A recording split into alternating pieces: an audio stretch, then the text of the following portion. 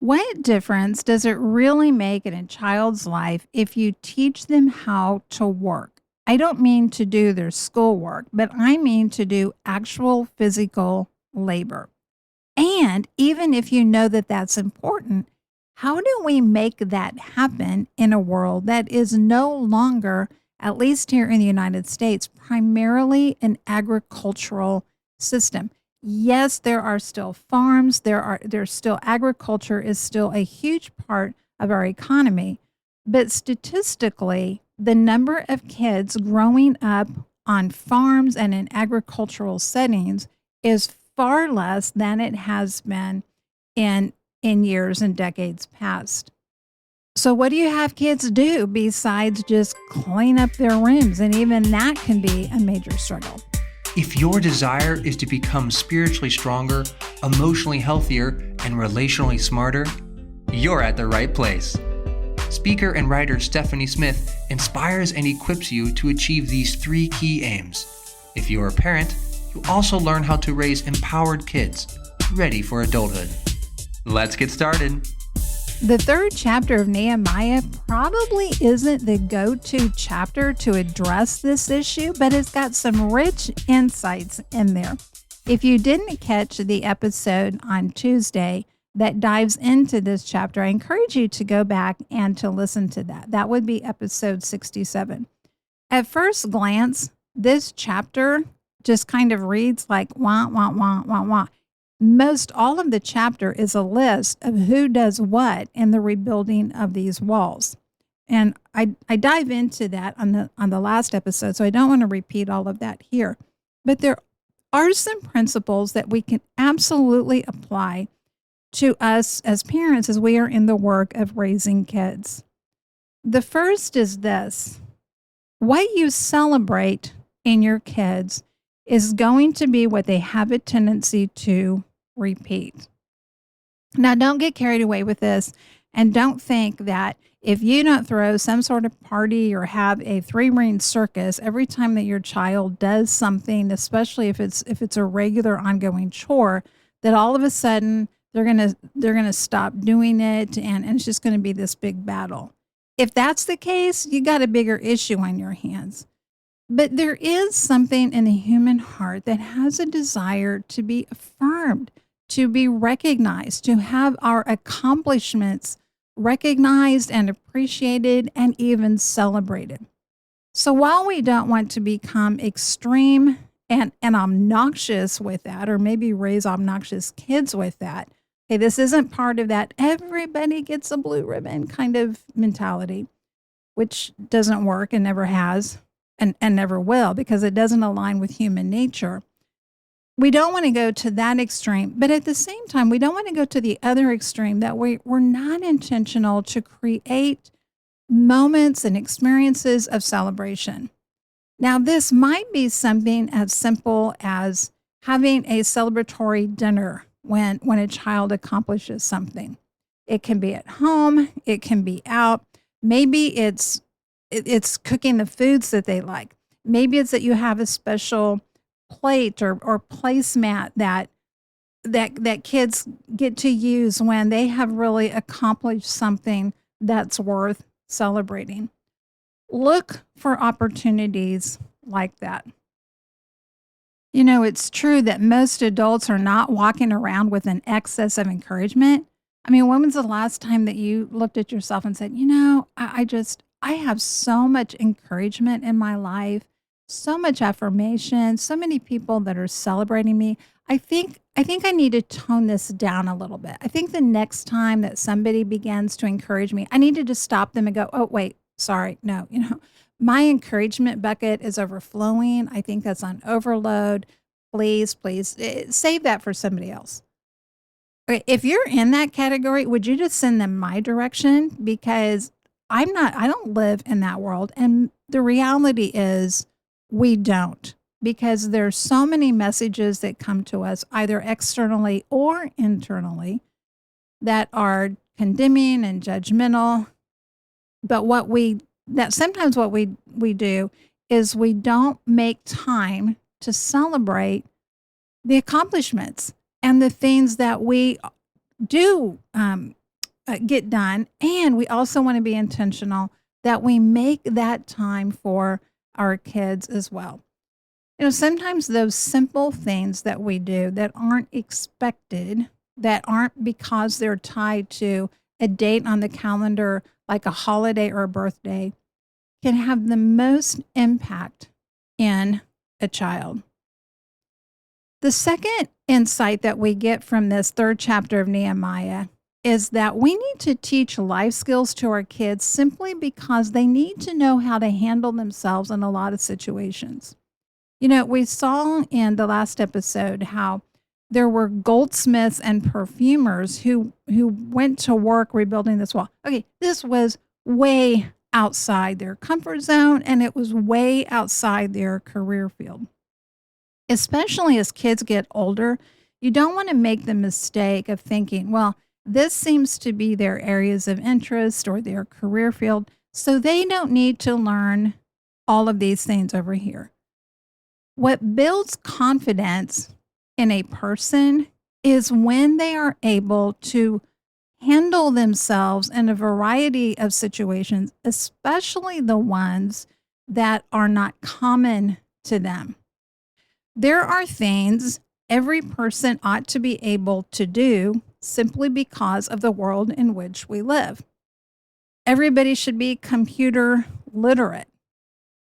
Okay, if you're 97 at this point, maybe that's not a requirement, but I'm talking to parents raising kids here. Your kids need to have computer literacy. Now, I can hear most of you are like, are you kidding me? My kids understand technology far more than I do. Literacy is not their issue.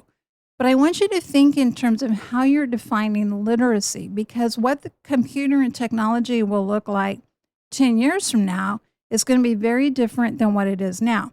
And I am no expert in that field, so I can't tell you exactly all the literacy skills that they're going to need. But as you become aware of and mindful and keep an eye to the future, think of the things that they will need to do that maybe at one time, it was just a specialty niche.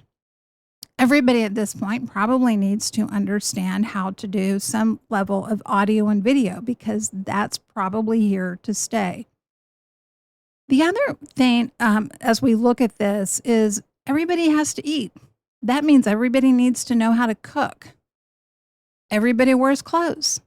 That means everybody needs to know how to do their laundry, how to sew on a button, how to do a minor repair. No, you don't need to, everybody doesn't have to learn how to alter an entire suit jacket, but there are some basic things that everybody ought to learn how to do. And it doesn't matter whether they are boys or girls. Everybody ought to learn how to change a tire. If you're driving a car, you ought to learn how to change a tire. You ought to learn how to be able to jumpstart a vehicle safely. Doesn't mean you have to learn how to rebuild an engine, but the types of basic skills that can make a difference in whether somebody is able to handle themselves in an emergency situation or not matters. Everybody needs to have basic financial literacy. And so as we look at these things and as we're raising our kids, then we have to be intentional about this because it doesn't just happen by default anymore. It only happens when parents are intentional to say, these are the skill sets that my kid needs to have. When and how are we going to teach them? Another principle that we can see from this chapter, and this is very important, and that is don't let your kids think that certain types of work is beneath them. Okay, we read that where some of the lords in Nehemiah's day felt that they would not stoop to get involved in this work. This was beneath them. They didn't do this level of manual labor. It's easy for kids growing up today here in the States to really go through their entire childhood and never have to do any kind of hard manual physical labor, and that is a detriment to them. Don't let your kids get so accustomed to only certain types of work that they look down on and think it would be beneath them if they had to go shovel out a horse pen, if they have to go take out the trash, which some people are even asking, can my 16-year-old be expected to take out the trash? Which I think is hilarious, because at the very same time, you're handing them the car keys so they can go driving down the road at 70 miles an hour, putting themselves and everybody else at risk. And you're wondering if they can be relied on to take out the trash and run a washing machine and run a dryer and do their own laundry. Be intentional to introduce your children to lots of different types of work, and don't let them get by with thinking and developing an attitude that says, that's beneath me. Even if you can afford to have people come in and do different types of work, it's still an advantage to have your kids be in situations, whether it's in your own home or it's in service opportunities, or maybe it's just helping a neighbor, where they don't get an idea that, well, I am capable of this kind of work, but other people who are beneath me, that's their kind of work to do. The last insight that we can see in this chapter is, when possible, and this is not in replacement of having kids do work just because it needs to be done, or just because it teaches them not to evaluate certain kinds of work as beneath them. But there is also, in addition to that, this other principle that is, when possible, have kids do work, especially if it's ongoing labor, or maybe it's a long project that is connected to something of value to them, and direct value. Not like, well, you need to do this work because 15 years from now, you're really going to benefit from that. Yes, that has a place, but there's also this factor that we care about the things that we recognize have a direct impact on us. One of the notes that Nehemiah makes several places in this third chapter is, when people were responsible for rebuilding the wall that was connected to or near their house.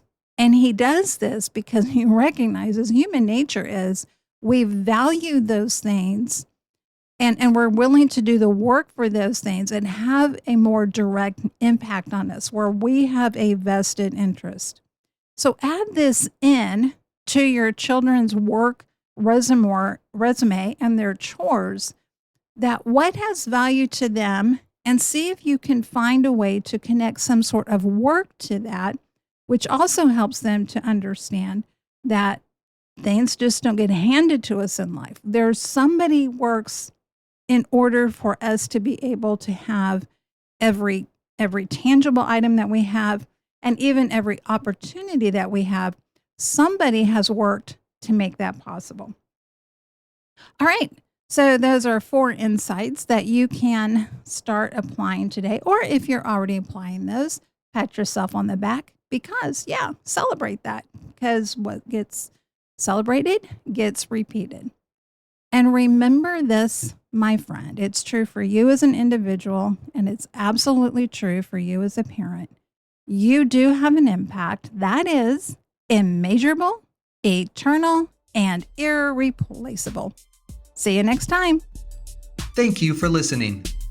Visit the website stephaniepresents.com and sign up for High Impact to join the mission of building spiritually strong, emotionally healthy, and relationally smart women and families. You can also book Stephanie to speak at your event and check out additional resources. Together, we can invite and equip generations to engage fully in God's grand story.